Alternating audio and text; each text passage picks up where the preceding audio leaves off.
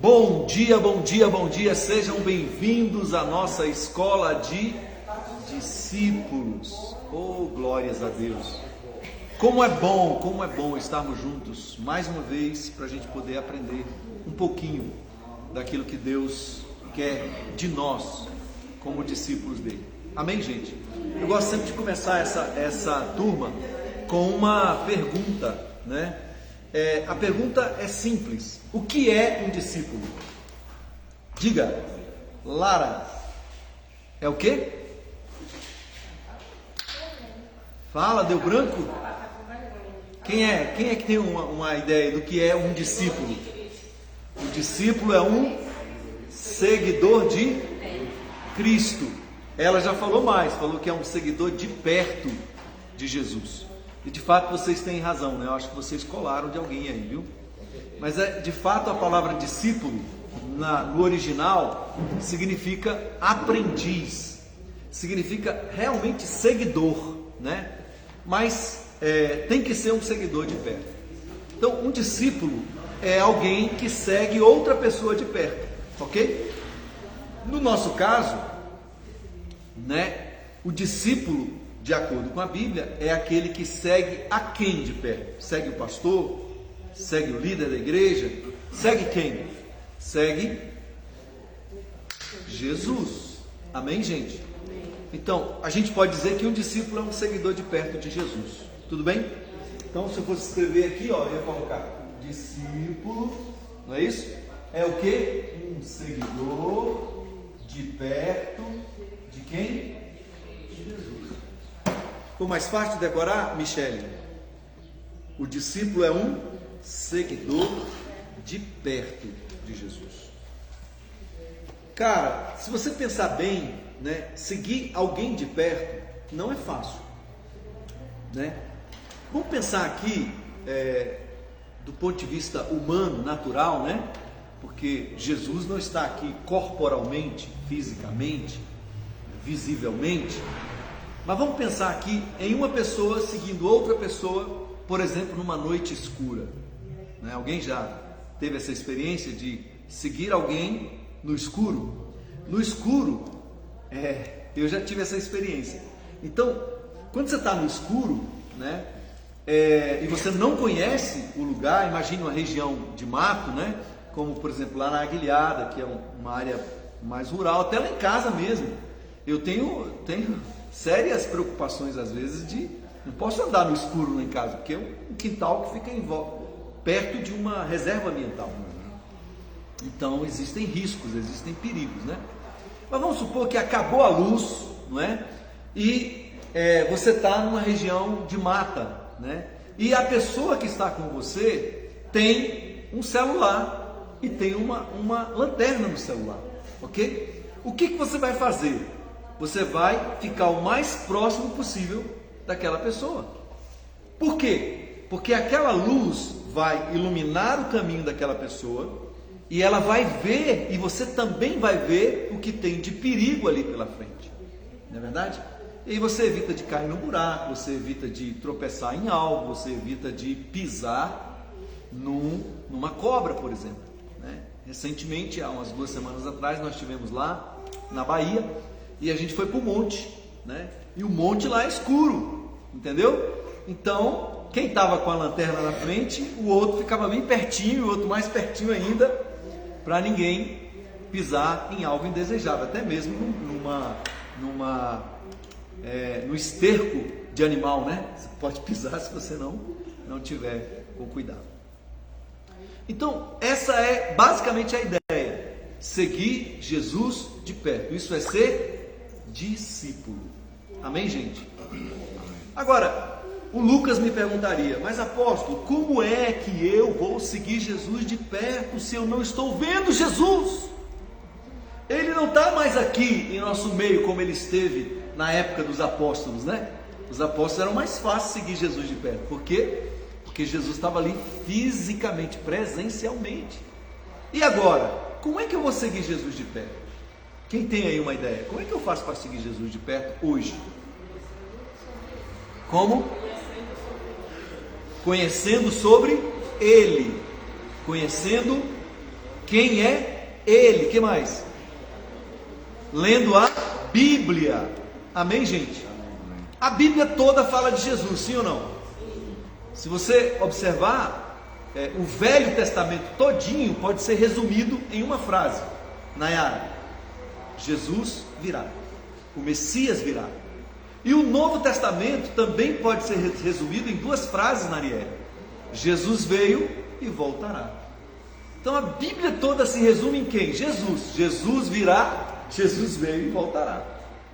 Se você espremer a Bíblia toda, tudo que a Bíblia tem é para um objetivo: é para nós conhecermos Jesus. Amém, gente? Mas em especial, se você quer conhecer mais de Jesus, você precisa ler 4 livros da Bíblia. Quais são? Os 4 evangelhos: Mateus, Marcos, Lucas e João. Tudo bem, gente?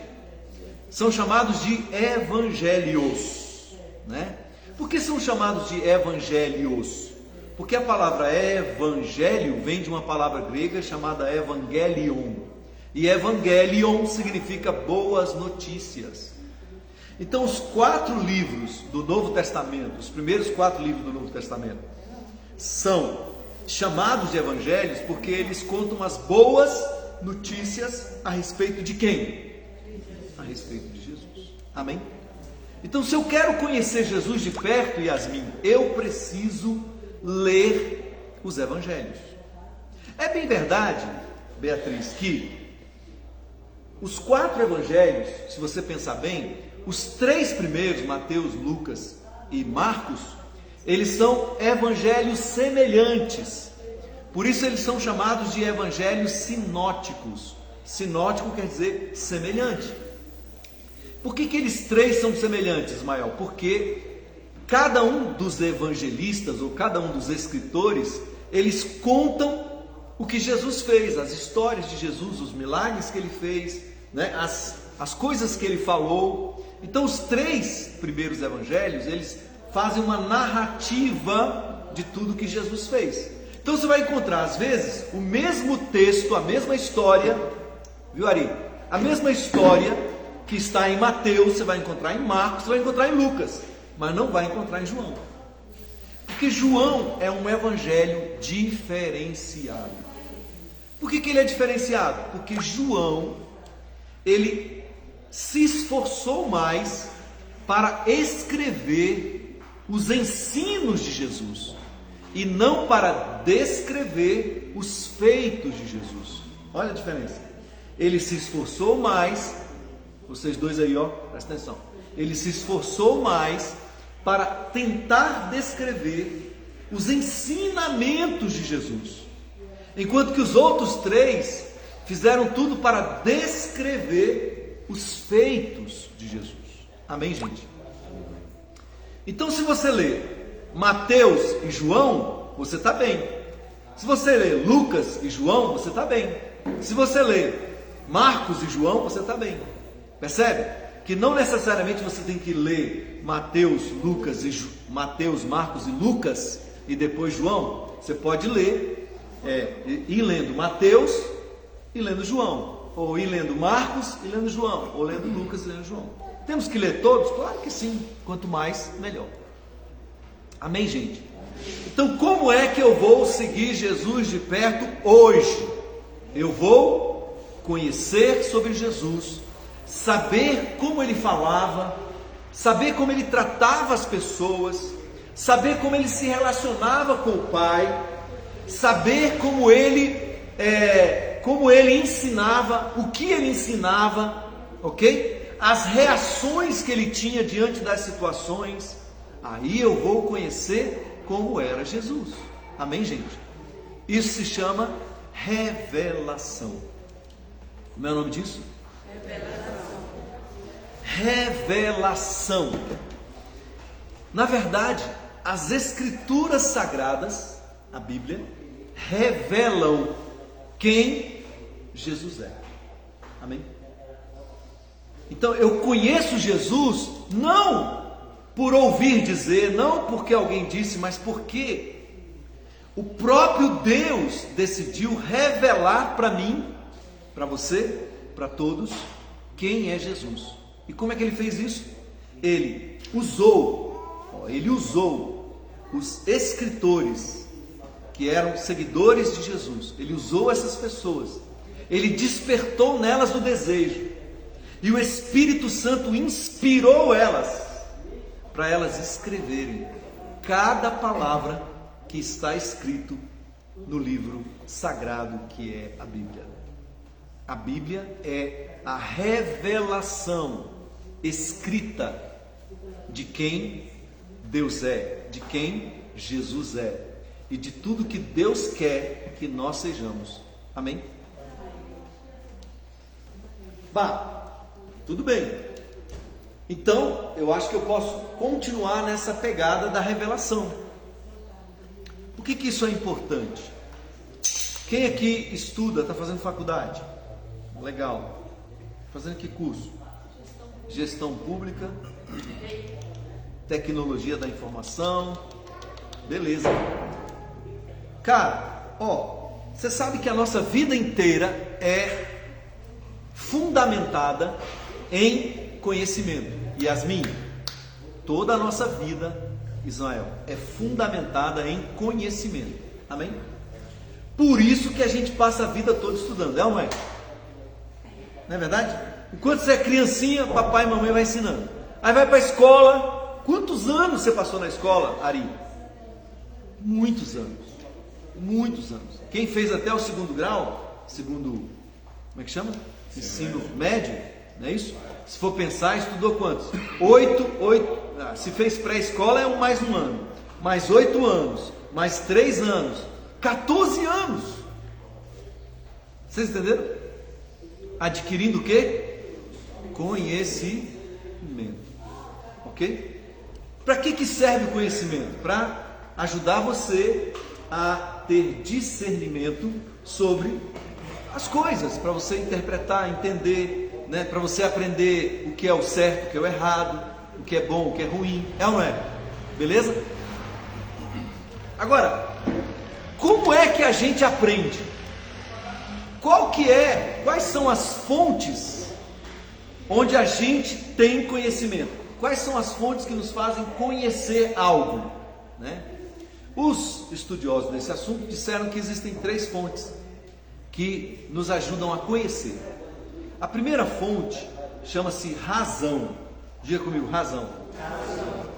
Razão é a capacidade que Deus nos deu de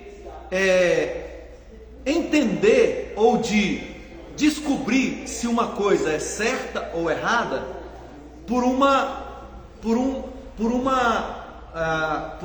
construção que seria lógica, né? Se A é verdade, então não A é mentira. Se A é certo, então não A é errado. Então a gente se aproxima das realidades e começa a entendê-las, né, e conhecê-las de forma racional, né? Você já viu que às vezes você para assim e fala assim, mas isso não é lógico, isso não tem lógica. Já viu? Você fala assim, mas isso não tem lógica, parece que não encaixam as coisas. Então a razão, ela existe dentro de nós, o lado racional, justamente para a gente conferir uma coisa com a outra e ver se tem sentido, se tem lógica. Então a partir disso a gente vai adquirindo alguns conhecimentos. Outros conhecimentos nós adquirimos através de uma outra fonte chamada experiência. Experiência é aquilo que nós acabamos descobrindo com os nossos 5 sentidos, né? Visão, audição, olfato, tato, paladar, não é isso? Esses 5 sentidos nos ajudam a experimentar coisas, não é isso? Então, por exemplo, a Lara, não sei se ela fez isso quando ela era pequena, mas a mãe dizia, Lara, não pode pôr o dedo na tomada, minha filha, senão você vai levar um choque. Mas aí um belo dia, nem sei se isso aconteceu, se eu estiver sendo profeta, Aconteceu.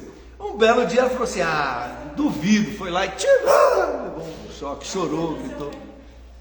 Viu como eu sou profeta? É porque as crianças são assim, né? As crianças vão descobrindo a partir da experiência. Viu que tem uma fase da criança que tudo ela quer colocar na boca? Não é isso? Eu conheço uma pessoa que comeu o cocô que fez. O bebezinho. Quando era bebezinho. Mas é mesmo, quem, né? Ai, quem, né? Não vou nem contar, né?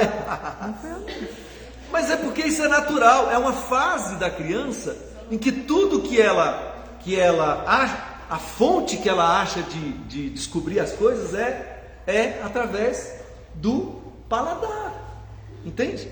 Então são diversas fases na vida em que a experiência vai nos ajudando, né? A gente aprende a andar de bicicleta, como? Põe as rodinhas, depois cai, depois levanta, machuca, continua, e você vai testando e vai experimentando e vai acumulando esse conhecimento. Você acha que a criança que pôs a mão no fogo, né, ou que pôs a mão na panela quente, ela vai 2 vezes cometer o mesmo erro? Dificilmente, porque aquela experiência trouxe um ensinamento para ela que ficou gravado dentro dela, não é isso? Então, nós temos a razão e temos a experiência. E por último, em terceiro lugar, nós temos também a intuição. O que é intuição? É algo que vem de dentro da pessoa, que ela não sabe de onde, é de dentro, é subjetivo.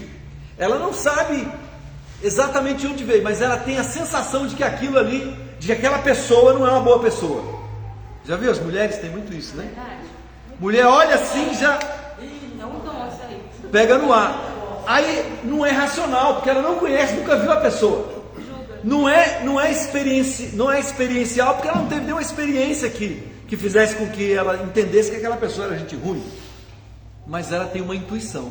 Às vezes também é pelo que eu é um sexto sentido. Não, é um sexto sentido, simplesmente. Nunca viu, mas tem um sexto sentido. Então, isso se chama intuição, ok? Então a vida inteira a gente aprende as coisas através dessas 3 fontes, ok? Razão, experiência, intuição. Vamos repetir? Razão, experiência e intuição. Essas 3 coisas são muito importantes. Nos trouxeram até aqui. Tudo bem? Só que não contaram para vocês, nem contaram para mim, que existe uma 4ª fonte. Existe uma 4ª fonte. E essa 4ª fonte se chama revelação. Revelação. Só que todo mundo no mundo inteiro, Michele, todas as pessoas no mundo inteiro têm acesso livre, Lucas, acesso livre às 3 fontes do conhecimento, Fernanda. Todo mundo, todas as pessoas do mundo têm acesso a essas 3 fontes do conhecimento, que é a razão, que é a experiência, que é a intuição. Todo mundo tem acesso a elas. Agora, a revelação, só quem tem acesso são as pessoas que nasceram de novo. Que nasceram de novo. Que receberam Jesus como Senhor e Salvador. Passaram por uma experiência chamada novo nascimento. O que é o novo nascimento? O novo nascimento é aquele dia em que eu tenho um encontro com Cristo, entrego a minha vida para Ele, e o Espírito Santo vem habitar dentro de mim, e Ele acorda o meu espírito que estava morto, e eu volto a viver espiritualmente, volto a ser uma pessoa espiritual. Eu nasci de novo, tudo se fez novo, as coisas velhas já passaram. Eu sou nova criatura, nova criatura, nova criatura. Amém? Amém. Jesus disse, João capítulo 3, versículo 3 a 5, ele disse assim: se alguém, está falando para Nicodemos, não nascer de novo, não pode ver o reino de Deus.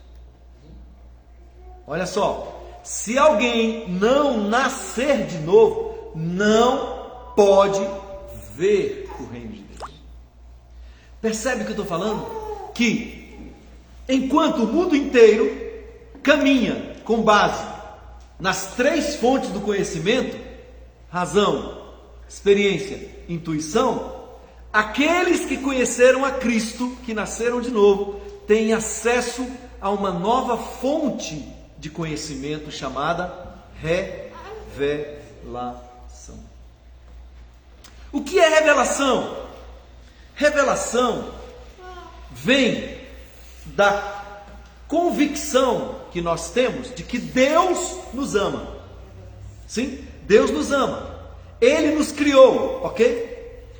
E Ele nos ama tanto que Ele deixou escrito o que Ele quer que nós façamos para a gente viver uma vida feliz, uma vida plena, uma vida que agrada a Ele. Aonde está isso? Na revelação. Então até aqui você pode ter caminhado com base nas 3 fontes do conhecimento. E eu vou chamar essas 3 fontes de conhecimento de informação. Ok? Razão mais. Razão mais. Experiência mais. Intuição é igual a informação. Tudo bem? Então nós temos de um lado informação, de outro lado revelação. Tudo bem? Nós temos de um lado informação, de outro lado revelação. Pergunto a vocês, qual dessas 4 fontes vocês acham que é a mais importante? É a mais fundamental? Qual dessas 4 fontes? Razão, experiência, intuição ou revelação? Acho que a experiência pode vir mesmo.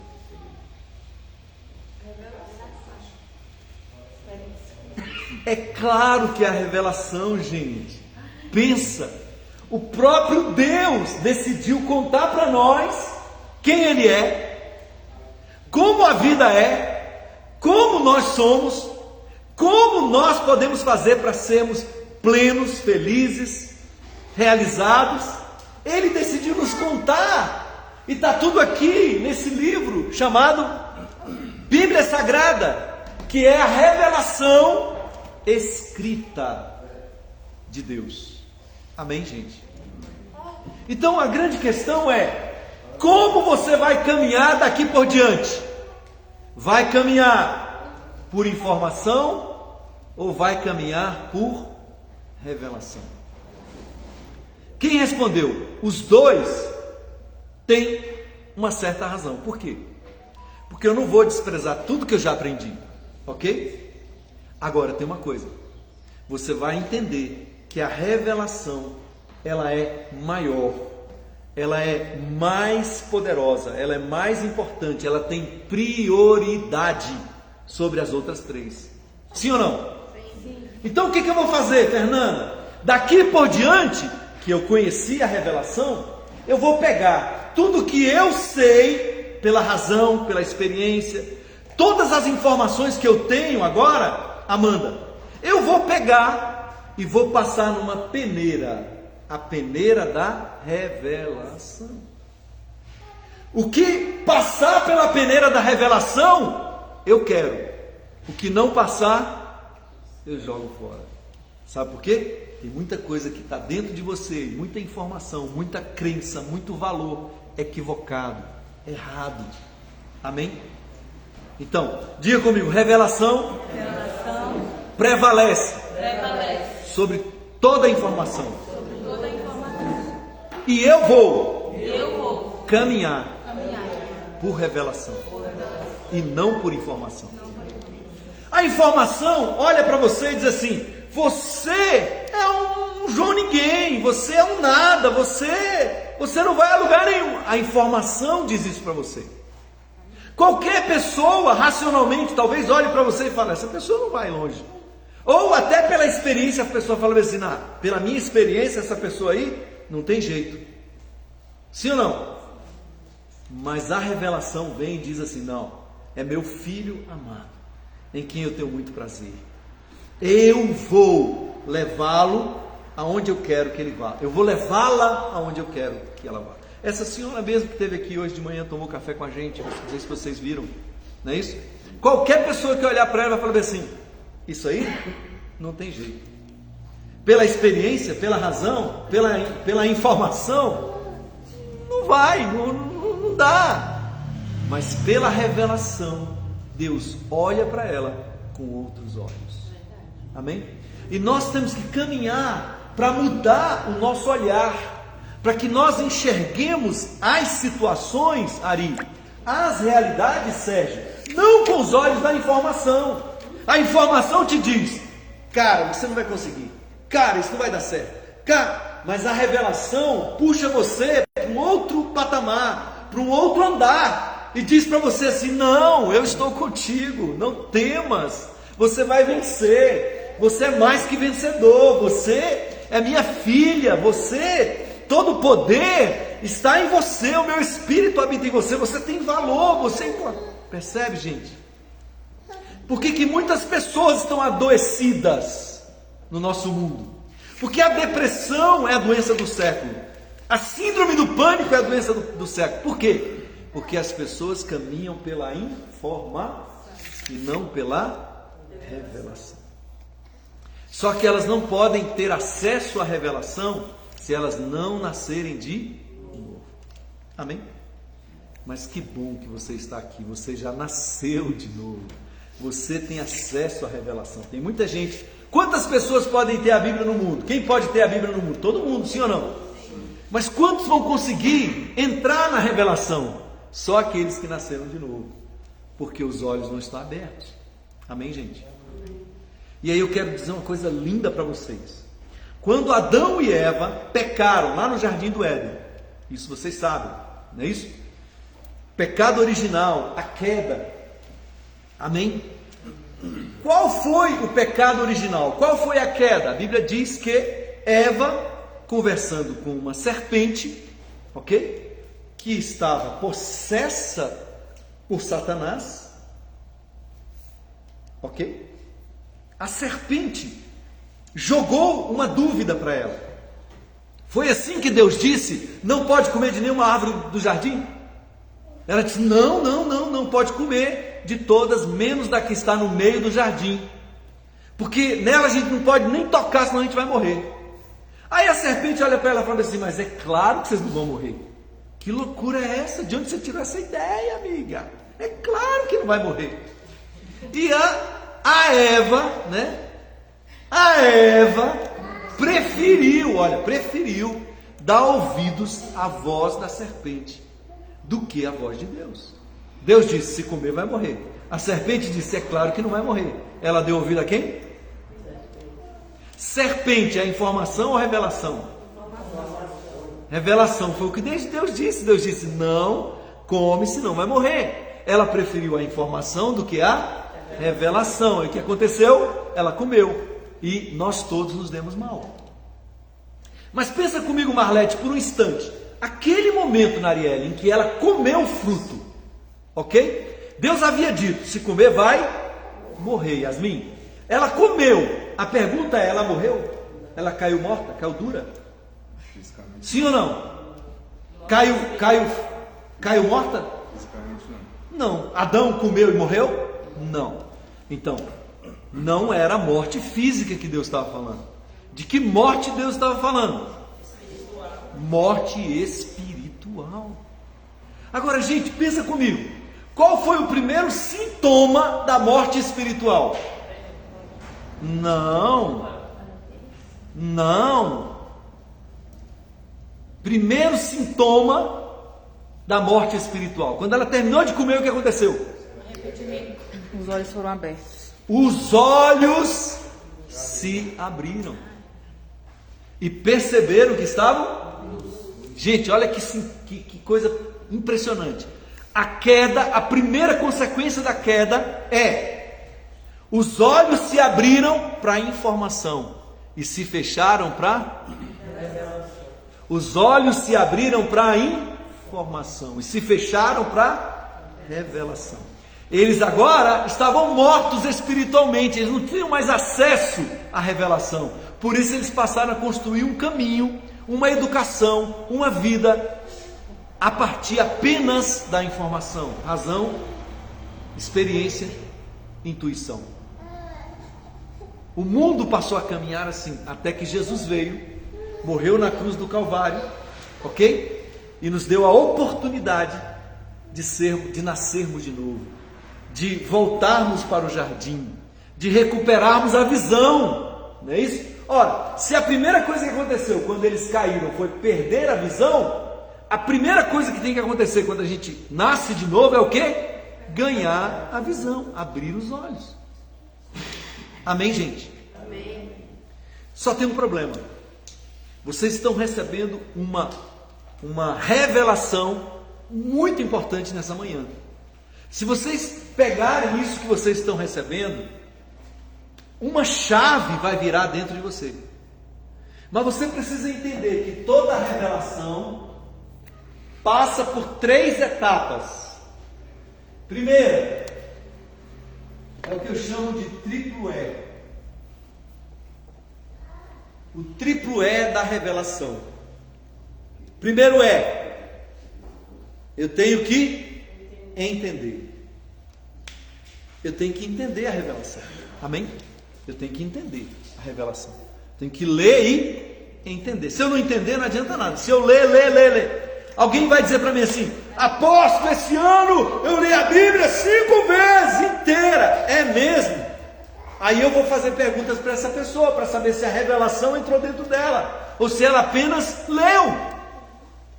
Porque para a revelação produzir efeito, eu tenho que entender. Amém? O primeiro passo é entender, Yasmin. E o segundo passo? Estabelecer. Estabelecer. Qual a diferença de entender e estabelecer, Fernando? Quando eu entendo, quer dizer que eu já sei. Agora eu sei, agora eu entendi. Ok? Que ótimo, você entendeu. Mas, você colocou em prática na sua vida? Colocar em prática significa estabelecer. Não é isso? Eu entendi. Vou dar um exemplo aqui, hein? Desculpa aí, vou dar um exemplo. Como tem muito jovem, vou dar um exemplo aqui para o jovem. A revelação, a informação diz para você o seguinte: cara, você, falando para o jovem solteiro, tá? A informação diz para você o seguinte: você tem que ter experiência sexual, você precisa, entendeu? Você precisa de sexo, você precisa, sua vida vai melhorar, está muito travada, você precisa ser destravada sexualmente. A informação está dizendo. Porque isso aí, seu corpo, a terra vai comer. Então por que você não dá logo? Por que você não faz? Por que você não se entrega? A informação está dizendo para vocês todo dia. É as suas amigas na escola, as pessoas do trabalho, entendeu? É a internet, é o celular, é todo lugar. Está dizendo para você assim: vivam hoje, se divirta, aproveite a vida. É a informação dizendo para você. Mas o que a revelação está falando? A revelação está dizendo para você: o seu corpo é o templo do meu Espírito. Você é templo do Espírito Santo. Seus olhos não podem olhar qualquer coisa. Seu corpo não pode vestir qualquer roupa. A revelação está dizendo para você assim: olha, você é muito especial, você é minha filha, meu filho, e você precisa se guardar para um projeto que eu criei para você chamado casamento. É isso. E aí, a pergunta é, olha que interessante, aí você ouve essa revelação, entende que é assim, mas se você não estabelecer, não adiantou nada. Nossa, ela entende tanto da Bíblia, ele entende tanto da Bíblia, né? Mas não coloca em prática. Jesus falou: aquele que ouve as minhas palavras e não põe em prática é semelhante ao homem que construiu a sua casa sobre areia. E quando a tempestade veio, o vento soprou, o que aconteceu? A casa caiu. Por que muita gente está na igreja, muita gente até sabe muita coisa e está prostrado no pecado? Por quê? Porque entendeu, mas não estabeleceu. Quando eu estabeleço, eu vivo e morro por aquilo. Amanda, entende? Eu vivo e morro, não importa a pressão. Olha, presta atenção, lá estava 4 jovens chamados Sadraque, Mesaque, 3 jovens, Sadraque, Mesaque e Abednego. Lá estavam os 3. O rei da Babilônia fez uma estátua de ouro e apregou uma lei dizendo: todo mundo tem que prostrar quando a trombeta soar. Se não prostrar, vai ser queimado na fornalha de fogo. Tudo bem? Todo mundo sabia disso? Todo mundo sabia disso. A trombeta tocou. E aí, os 3 não se prostraram. Os inimigos olharam e falaram: pegaram os 3, prenderam, levaram lá para o rei Nabucodonosor. Falaram: aqui ó, não se prostraram diante da sua estátua, desobedeceram a lei, tem que ser queimado. O Nabucodonosor olha para eles e fala assim: é verdade isso? É verdade. Pois então agora eu vou mandar tocar a trombeta. Se vocês não se prostrarem, eu vou mandar aquecer a fornalha 7 vezes.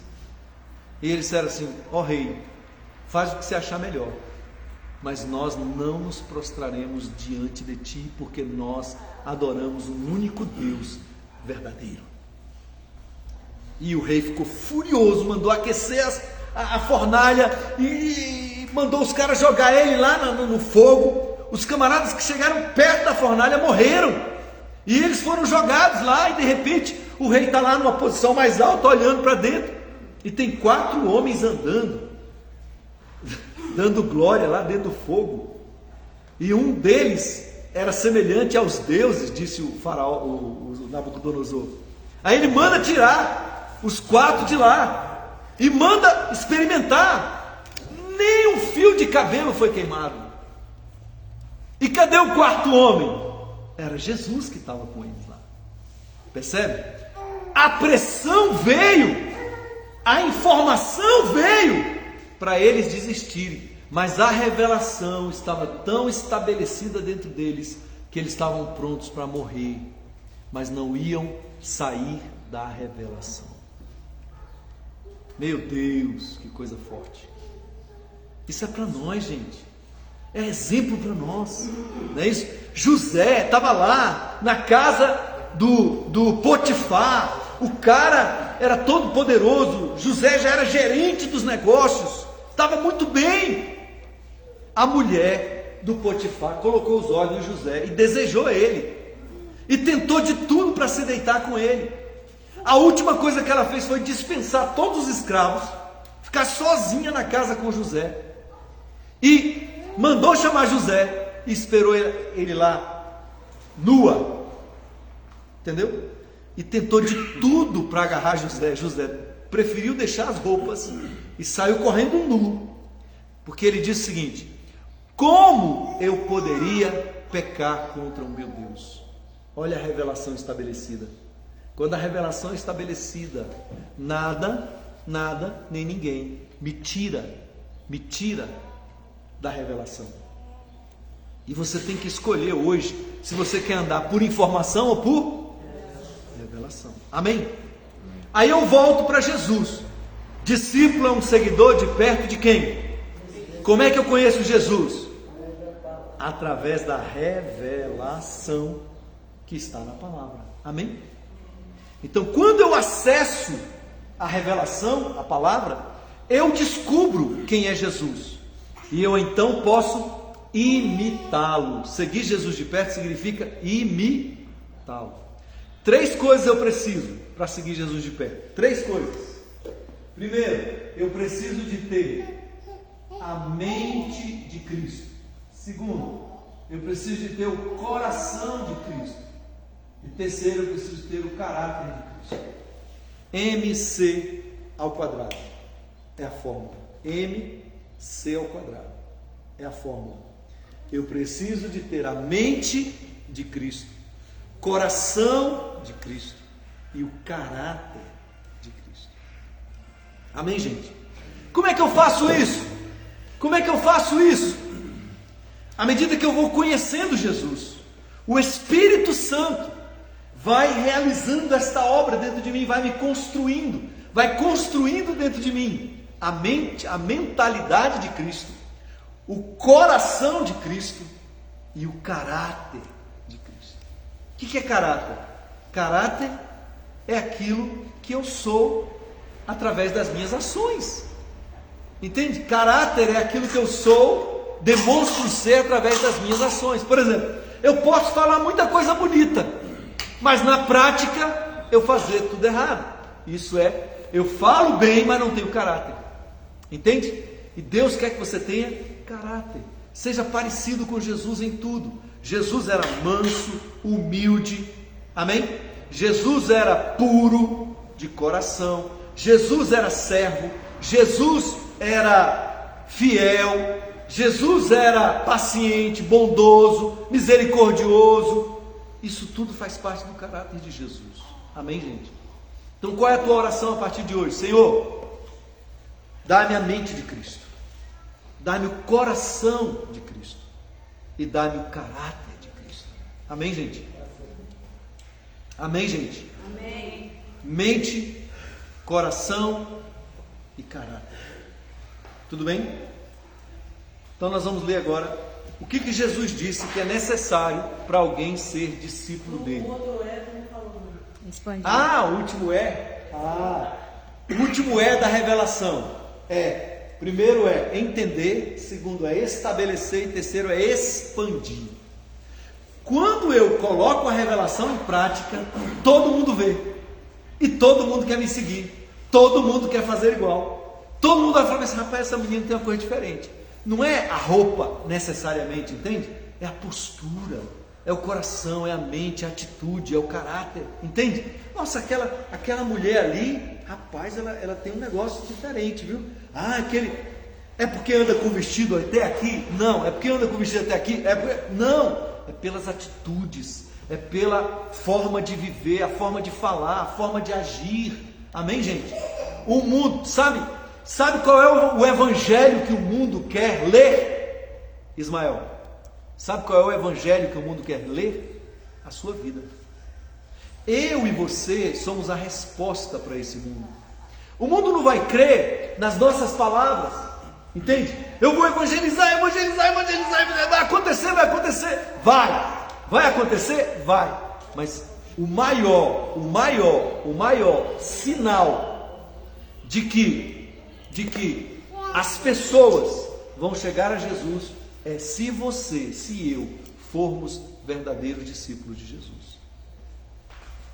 Sabe por que eu digo isso? Porque o próprio Jesus disse, João 13:33, se não me engano, diz assim: se vos amardes uns aos outros, o mundo saberá que sois meus discípulos.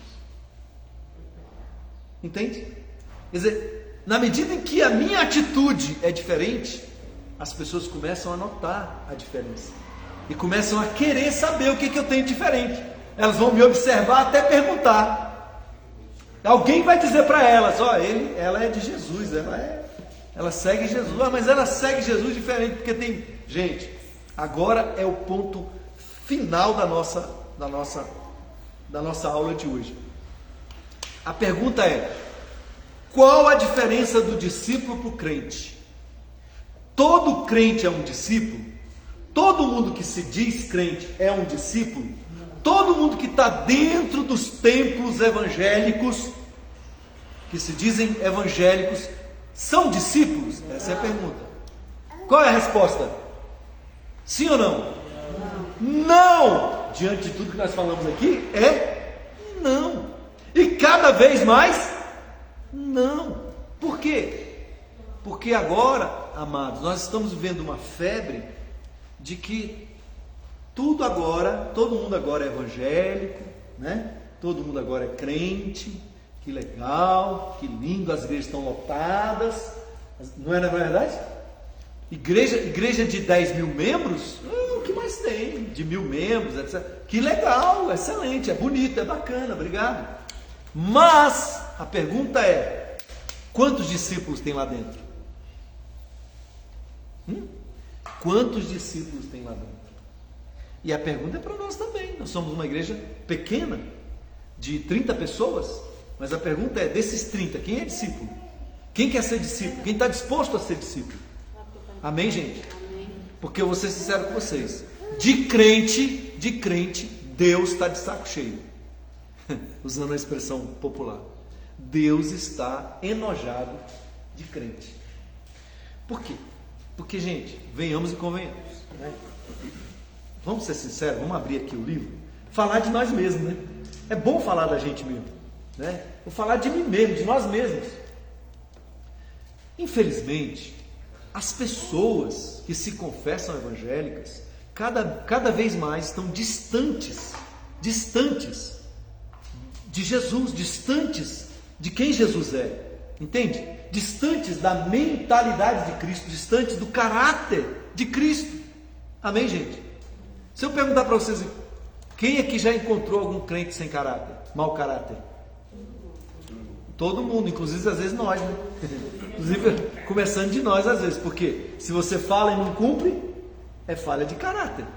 Se você marca o horário e não vem, é falha de caráter. Se você chega atrasado, falha de caráter. Ah, não, porque o ônibus. Se você trabalhar no local, entende que você tem que bater ponto, você vai poder chegar lá e dizer assim: o ônibus atrasou? Não. Você vai se virar para sair mais cedo. Agora na igreja, olha o tipo de coisa que a gente está vendo. Percebe, gente? Então, cara, eu não quero que você perca tempo. Estou dizendo aqui para vocês, sem medo de errar, para todos vocês, não quero que ninguém aqui perca tempo. Ou você decide ser discípulo de Jesus hoje, ou você pega aquela porta lá, aquela porta aberta lá, e vai viver a sua vida dissolutamente, porque não vale a pena ser crente. Nesse modelo que nós estamos vendo aí, você tem que ser discípulo. Amém, gente?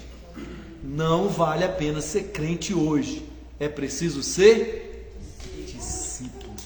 Amém? Você tem que ter essa coragem de dizer: eu sou discípulo de Cristo. Agora, para dizer isso, tem que estar vivendo, né? Não adianta só dizer: eu sou discípulo de Jesus. É mesmo? É discípulo mesmo? Vamos ver o que ele vai ler aqui. Jesus falando. O que é necessário para ser um discípulo de Jesus? Leia, por favor, 14, 26. Lucas 14, 26. Anota aí, você que está acompanhando. Se alguém vem a mim e não aborrece a seu pai, sua mãe, mulher e filhos, e irmãos e irmãs, e ainda a sua própria vida, não pode ser meu discípulo.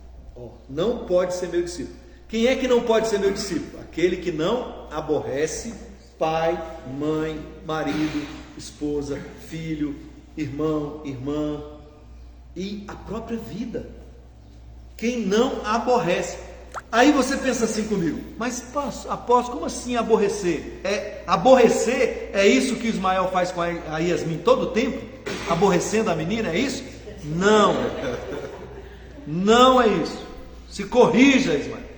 Não é isso. Aborrecer não é isso.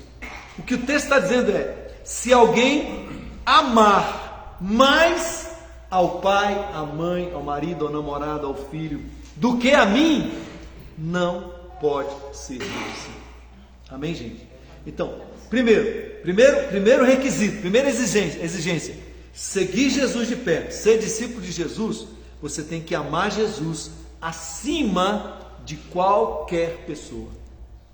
Está vendo esse menino lindo, maravilhoso? Acima. Jesus tem que estar acima. Entendeu? Acima de qualquer pessoa. Ninguém pode ser mais importante do que Jesus para você. É isso que nós estamos falando. Senão, você não passa no teste. Amém, gente? Não, mas o meu namorado, desculpa, só uma ideia, né? A minha namorada, o meu namorado, ele quer fazer sexo comigo, porque ele tem necessidades, ou porque ela tem necessidade. Aborrecer? Peraí. Deixa ele aborrecer. Tá entendendo? Sai fora, meu irmão. Aqui eu sigo a Jesus. Eu sou discípulo de Jesus. E ninguém vai tocar no meu corpo a não ser o meu marido. Ninguém vai tocar no meu corpo a não ser a minha esposa. Tá entendendo? tocar sexualmente que eu estou falando. Por quê? Porque eu ando pela revelação, eu não ando pela informação. Ah, deixa de ser boba, todo mundo faz isso. Até lá na sua igreja, fulano de tal fez, fulano fez. E aí? Você vai fazer o quê? Você vai fazer o quê? Ai, deixa de ser boba, menino. Você não viu fulano de tal? É da Assembleia de Deus, ou é da outra igreja, ou é da sua própria igreja, e faz isso, faz aquilo outro. Por que você não faz? Porque eu não ando de acordo com o que as pessoas fazem. Eu ando de acordo com o que a revelação me manda. Eu ando por revelação. Gente, é outro tipo de vida. Ô Ismael, é um outro tipo de vida.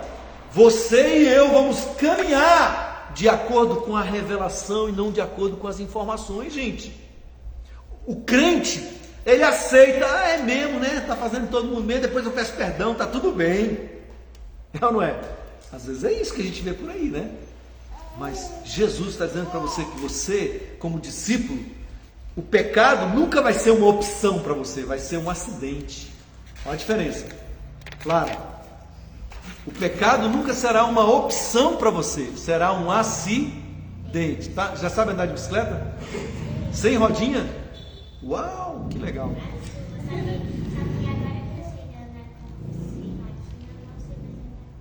Pronto, mas agora você anda sem rodinha, não é isso? Você fica caindo toda hora? Não. Agora, acontece de você cair se você se descuidar? É isso que nós estamos falando em relação ao pecado. Amém, Michele? Agora eu ando na revelação. O pecado não é uma opção, é um acidente. Amém, gente? Amém. É um acidente. Você vigia, você caminha, você anda, mas aí aconteceu, foi um acidente, veio uma trombada, né? E aí lascou-se. É um acidente, não uma decisão voluntária. Quem é de Jesus, não é isso? E voluntariamente se entrega ao pecado, desculpa, não é discípulo, não entendeu nada ainda. Amém, gente? Segunda exigência, versículo 27. Primeiro, então, tem que amar Jesus acima de qualquer pessoa. Segunda, versículo 27, Lucas 14. Qualquer que não tomar a sua cruz e vier após mim, não pode ser meu discípulo. Não pode ser meu discípulo quem? Aquele que não tomar a sua cruz e vir após mim. Aquele que não tomar a sua cruz e vir após mim. Lucas, olha a cruz. Pensa comigo. Para que servia a cruz na época de Jesus? Para enfeitar a igreja? Para que servia a cruz na época de Jesus? Para matar criminosos. Crucificar é matar. A cruz é lugar de morte. A cruz é lugar do quê? Morte. Ninguém desceu da cruz sem morrer. Todo mundo que ia para a cruz só tinha uma saída, morrer. Amém, gente? Aí Jesus está dizendo para nós assim: se você quiser ser meu discípulo, você tem que morrer todo dia. Você tem que morrer. Você tem que morrer. Quer dizer o quê? Que todo dia eu tenho que morrer para a minha velha natureza. Amém? A velha natureza está dentro de cada um de nós. Que velha natureza é essa, apóstolo? Os meninos aqui da consolidação sabem bem. A velha natureza é o velho Adão, é a velha Eva, é a natureza caída, é essa força interior que existe dentro de nós, que nos inclina para o que é errado. Já viu? Não precisa ninguém falar nada para a gente se inclinar para o que é mal, para o que é ruim, para o que é pecado. Entende? Porque a nossa natureza ruim está aqui dentro. E não adianta você bater. Não adianta. Antigamente os padres, não os padres, mas os monges. Quem sabe o que era um monge? Monge eram pessoas que decidiam dedicar a vida para Deus no mosteiro, né? Num lugar longe. Ok? Então muitos monges, eles se machucavam, se feriam, entende? para ver se matava a carne. Entende? Só que não resolve, porque a carne, o velho homem, a velha natureza, ele está aí o tempo todo. Você tem que matar ele todo dia tem que matar, todo dia tem que acordar, olhar no espelho. Quem vai para a escola, né? Acorda, olha no espelho e fala assim: ó, não esquece que você está crucificada com Cristo. Você é uma nova criatura. O pecado não pode dominar você. Você não vive mais por informação, você vive por revelação. Todo dia. Entende? É claro que a Fernanda é privilegiada, porque ela não sai de casa para trabalhar, né? Mas sai para estudar? Também não. Para estudar sai. Então, amados, ó, a segunda exigência é a cruz. Amém? Discípulo, ó, sabe quando é que nasce um discípulo, Marlete? Sabe quando nasce um discípulo? Quando ele entende que ele já está crucificado com Cristo. Aí nasce um verdadeiro discípulo. Nasce uma verdadeira discípula. Por quê? Eu entendo que eu estou crucificado com Cristo, mas eu não só posso entender, eu tenho que estabelecer. Eu decido dentro de mim, Michele, diante de qualquer situação, né, alguém vem te agredir, alguém vem te ofender, aí a velha Michele quer reagir, meter a mão e tal. Aí você para um pouquinho, o Espírito Santo fala: você já morreu. Você já morreu. Hã? Você já morreu. Não é isso? Está andando na rua, Lucas, aquela menina, né, daquele jeito. Aí você olha assim e fala: uau. Aí tem vontade de olhar mais uma vez. Aí o Espírito Santo fala com você: você já está crucificado, morreu. Aí você, ó, vira o rosto e segue adiante. Não pode fazer igual aquele menino da minha época. Na minha época de adolescente era diferente, gente. Na minha época de adolescente, os cinemas, os filmes que mais lotavam eram filmes pornográficos. Então o que eles faziam, Ari? Eles colocavam um cartaz grande do filme pornográfico, entende? Na porta do cinema. E eu para ir para minha escola, para o meu colégio, tinha que passar em frente ao cinema. Em frente ao bendito cinema. Era o caminho. Entendeu? Então todo dia era uma luta, né? Aí eu me lembro dos meus amigos, né, que iam comigo para a escola. Aí eles falavam assim: eu não vou pecar, eu não vou pecar, eu não vou pecar, eu não vou pecar, eu não vou pecar.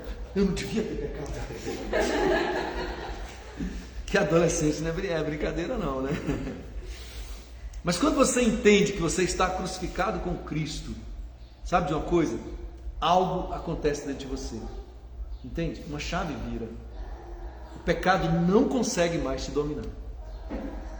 Tá? Eu estou falando isso aqui, ó, em uma plateia de adolescentes, pré-adolescentes, adultos, e eu estou dizendo para vocês, não é eu que estou dizendo, é a revelação que está dizendo. Ó, a pregação que eu preguei domingo passado, né? O Nazireu é alguém que é separado para o uso exclusivo de Deus. E todos nós, em Cristo, somos chamados para ser nazireus. Amém? E eu disse que o nazireu, ele é alguém que entendeu que somente quando ele morre é que ele tem acesso à verdadeira vida, né? Somente quando ele entende que morreu com Cristo é que ele tem acesso à verdadeira vida abundante que Deus tem para nós. Amém, gente? Então, terceira exigência, vamos lá, terminando aí, 28. Pois qual de vós, pretendendo construir uma torre, não se assenta primeiro para calcular a despesa e verificar se tem os meios para construir? Bom, qual de vós vai construir uma torre, não é isso? E não para primeiro para calcular se tem dinheiro para ir até o fim. Para não suceder que, tendo lançado os alicerces e não a podendo acabar, todos que a vierem zombarão dele. Todos os que a virem zombarão dele, né? Quer dizer, se o camarada for construir uma torre, construir um prédio, né, e não calcular, aí ele lança os fundamentos, começa a torre e não vai adiante, aí fica lá abandonada. Todo mundo vai passar e vai o quê? zombar dele. Continua. Dizendo, este homem começou a construir e não pôde acabar. Começou, grave bem, começou e não terminou. O discipulado é assim, gente. É uma escolha irreversível. Você não pode começar e desistir, você tem que ir até o fim. Amém? Prossegue. Ou qual é o rei que, indo para combater outro rei, não se assenta primeiro para calcular se com 10.000 homens poderá enfrentar os que vêm com ele com 20.000? 20.000. Continua. Caso contrário, estando o outro ainda longe, envia-lhe uma embaixada pedindo condições de paz. Qual que é o rei que vai para a guerra, né? Ele tem 10.000 soldados, vai para a guerra. Ele sabe que o outro lá, o outro exército tem 20.000, ele só tem 10. Então ele tem que calcular, pensar bem, né? Se ele vai conseguir com 10 vencer os 20, se não é melhor o quê? Ele mandar uma comitiva e pedir, não, eu quero paz, eu me entrego, eu me rendo, não precisa matar meu povo tudo não. Continua. Assim, pois, todo aquele que dentre vós não renuncia a tudo quanto tem, não pode ser meu discípulo.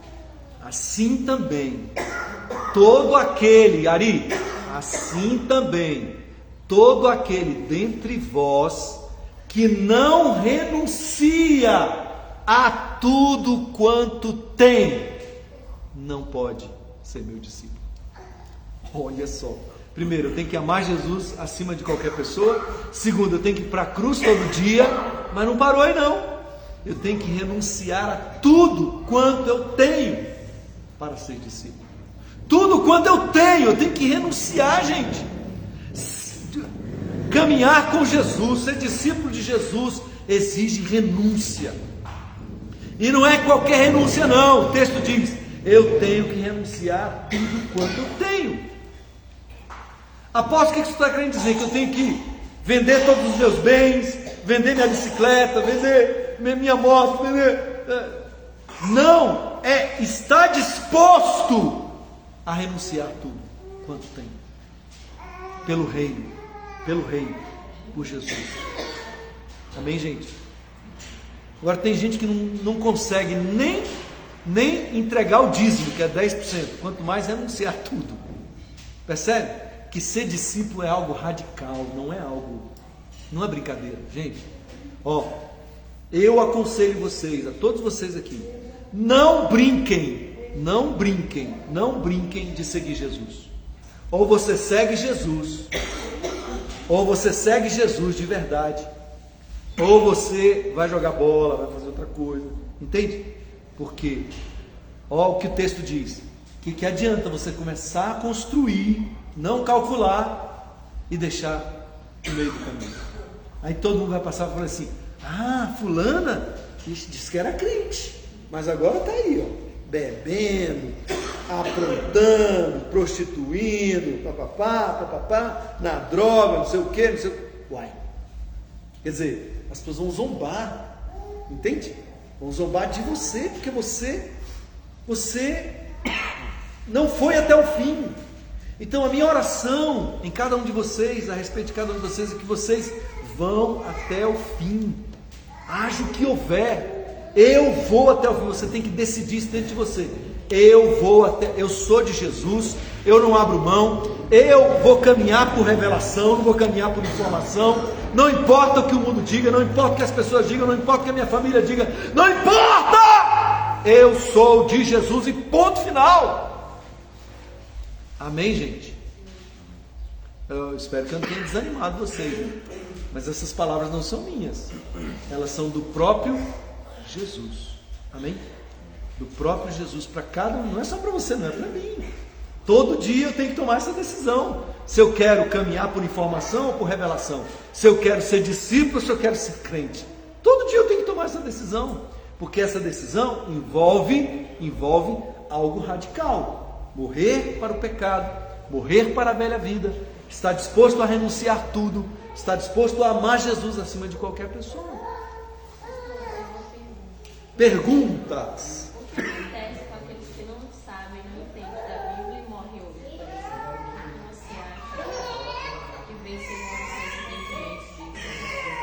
Fernanda está perguntando: o que vai acontecer com a pessoa que morre hoje sem Cristo? A Bíblia tem resposta. Se ela teve oportunidade, ouviu a palavra e não quis aceitar, então o destino dela é ser condenada. Quem crê será salvo, quem não crê será condenado. Ah, apóstolo, mas tem o caso daquela pessoa que nunca ouviu falar de Jesus. Aí o critério é outro. Em Romanos capítulo 2, o apóstolo Paulo fala que Deus escreveu na consciência das pessoas. Olha que interessante. É uma consciência que está dentro da pessoa, ela já nasce com aquilo lá. Uma consciência relacionada ao certo, ao errado, entende? E aí Deus vai julgá-la de acordo com esse critério. Eu não sei exatamente como vai ser esse detalhe aí, mas que Deus tem os pesos certos e as medidas certas, com certeza. Outro caso, o que vai acontecer com os loucos? A pessoa é louca, a mente dela não funciona, entende? É justo que ela seja condenada? Não. Eu entendo que a redenção, que o sangue derramado, que a morte de cruz, que a obra de Cristo na cruz alcança aqueles que não têm capacidade de tomar decisão. É o caso das crianças, é o caso dos loucos de todo tipo, loucos que não têm capacidade de tomar decisões. Agora, os demais têm esses dois critérios. Quem ouviu e não quis crer, a Bíblia diz que está condenado.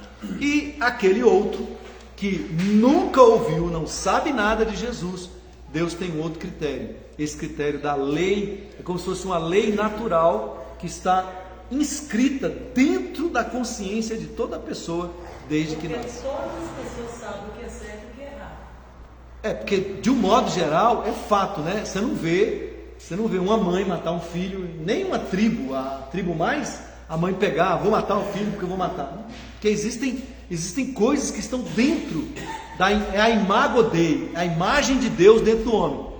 O que restou da imagem de Deus. Lembra que eu falo do espelho? Quando você quebra o espelho, pá, vira um monte de pedacinho, entende? E aí você não consegue ver toda a tua imagem num pedacinho. Assim é o caso da imagem de Deus no homem. Depois da queda, antes da queda, o homem tinha toda a imagem de Deus. Depois da queda, ficou fragmentos da imagem de Deus. Por isso que todo ser humano tem um lado bom e faz coisas boas, não é isso? Mas tem um lado mau e faz coisas más, porque há fragmentos da imagem de Deus em cada ser humano. Quando a gente se converte, começa um processo de reconstrução, Ari. Aí nós nascemos de novo, somos novas criaturas, como um bebezinho, vamos crescendo e o Espírito Santo vai gerando Jesus dentro de nós, vai gerando uma nova criatura, vai juntando os pedacinhos, vai formando a imagem de Deus novamente, que só vai ser perfeita quando Jesus voltar, quando nós formos glorificados. Mas esse é um assunto para teologia, mais para frente, tá bom?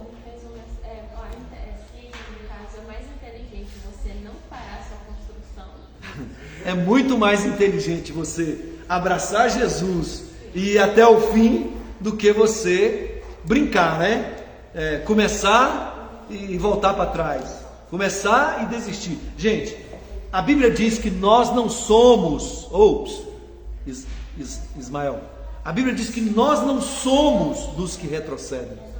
Nós não somos dos que retrocedem, nós não somos dos que recuam, nós não somos dos que voltam atrás, nós somos dos que perseveram até o fim. Amém? Quem vai até o fim comigo? Amém. Glória. Quero fazer uma oração por você. Você que está aí assistindo, você vai até o fim conosco, com Jesus? Levante a sua mão. Amém. Vamos orar. Pai querido, em nome de Jesus, eu oro por cada pessoa que está aqui nessa turma e por cada pessoa que está me acompanhando agora, assistindo essa aula. Pai, em nome de Jesus, eu quero te pedir que desça sobre cada um uma unção de perseverança, Pai. Aquela mesma unção que estava sobre Caleb e sobre Josué, que não desistiram, mesmo diante de todas as informações, eles preferiram a revelação, Pai. Que assim os que estão aqui abracem Jesus, sigam Jesus de perto, Pai, até o fim, Senhor, e que eu tenha a honra e o privilégio de me encontrar com eles nas nuvens naquele dia, Pai, naquele grande dia do arrebatamento da igreja, da festa do Cordeiro, que nós possamos juntos celebrar e dizer graças a Deus que nos deu a vitória por intermédio de nosso Senhor Jesus Cristo. Amém? Deus abençoe a tua vida em nome de Jesus. Amém.